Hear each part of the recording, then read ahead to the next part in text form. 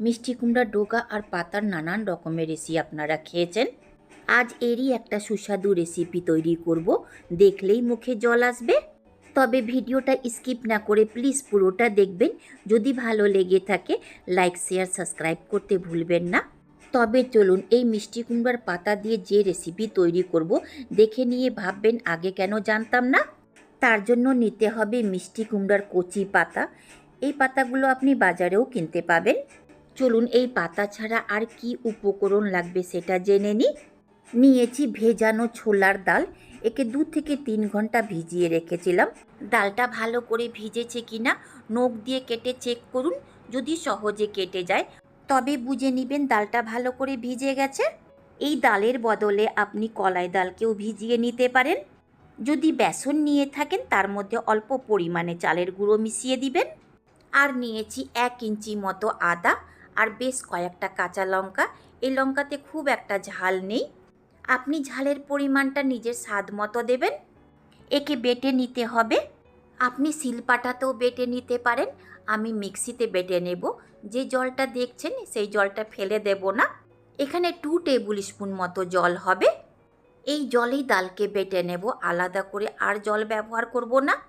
একে খুব একটা মিহি পেস্ট করবেন না, একটু গোটা গোটা রাখবেন। মিক্সির ঢাকাটা বন্ধ করে একে পালস মোড়ে বাটবেন, অর্থাৎ একে থেমে থেমে বাটতে হবে, এক নাগাড়ে চালিয়ে বাটবেন না।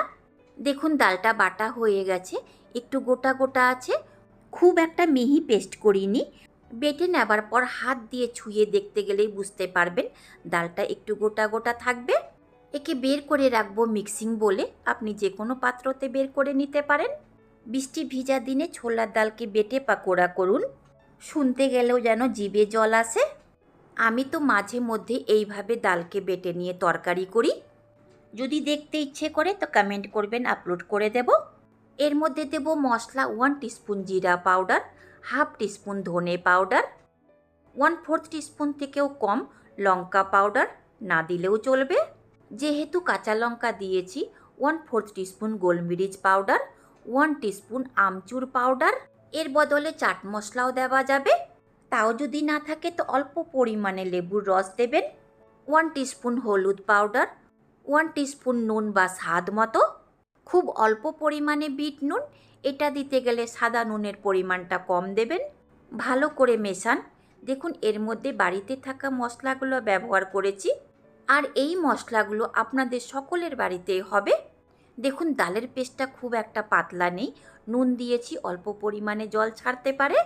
যদি জল না ছাড়ে তো অল্প পরিমাণে জল দিতে পারেন। মিষ্টি কুমড়ার পাতাকে আগের থেকে ধুয়ে নিয়ে জল ঝরিয়ে নিয়েছি। একদমই কচি কচি পাতা আছে, এর বদলে আপনি কচু পাতাও নিতে পারেন। মিষ্টি কুমড়ার পাতার এই ডাঁটাটা কেটে ফেলে দেব। যদি ডাঁটার চচ্চড়ি করে থাকেন তো এই ডাঁটাটাও আপনি মিশিয়ে দিতে পারেন। এই মাঝখানের সিটটাকেও নেবেন না, সেদ্ধ হবে না তাড়াতাড়ি, কেটে আলাদা করে দেওয়াটাই ভালো। একইভাবে সম্পূর্ণ পাতার সিটগুলো কেটে আলাদা করে দেব। যদি এই রকম বড় পাতা থাকে তো কেটে নিয়ে 2 টুকরোও করতে পারেন। বাকি পাতাগুলো সরিয়ে রেখে একটা পাতা থালাতে নেব। পাতাকে সোজা করে নিতে হবে, এইভাবে উল্টো করে নেবেন না। আর সোজার দিকে লাগান বেটে নেওয়া ছোলার ডাল। এবার আপনি বুঝে গিয়ে হবেন আমি কি তৈরি করতে চলেছি। নিশ্চয়ই রান্না করে খেয়ে হবেন, দারুণ টেস্টি না? আর যদি খান্নিতে এইভাবে একবার রান্না করুন, ভাত বা চায়ের সঙ্গে খেয়ে দেখুন, জাস্ট খাবার মজাটাই জমে যাবে। পাতাতে ডাল লাগানো হয়ে গেলে আপনি নিজের ইচ্ছে মতো মুড়ে নিতে পারেন।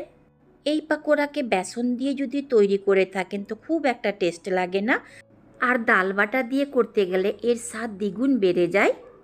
যদি এইভাবে পাকোড়া তৈরি করতে না চান তো পাতাগুলোকে কুচিয়ে নিয়ে ডালের সাথে মিশিয়ে নিয়েও তৈরি করতে পারেন। আর বেসন দিয়ে তৈরি করতে গেলে বেসনকে গুলে নিন, আর পাতাগুলোকে লম্বা লম্বাভাবে ছিঁড়ে নিন।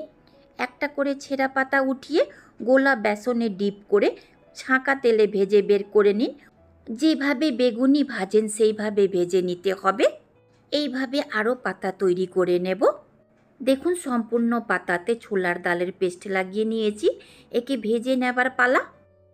তার জন্য আগের থেকেই ফুল ফ্লেমে কড়াইকে গরম করে নিয়েছি। তাতে দেব 3 টেবিল স্পুন সরিষা তেল। তেলকে কড়াইয়ের গায়ে এইভাবে লাগিয়ে দিন। পাকোড়াকে তেলে ভাজার সময় একটুকু কড়াইয়ের গায়ে সেটে যাবে না, আর তেল গরম হলে এর কালারটাও চেঞ্জ হয়ে যাবে। এর মধ্যে দিন ছোলার ডাল মেশানো মিষ্টি কুমড়ার পাতা।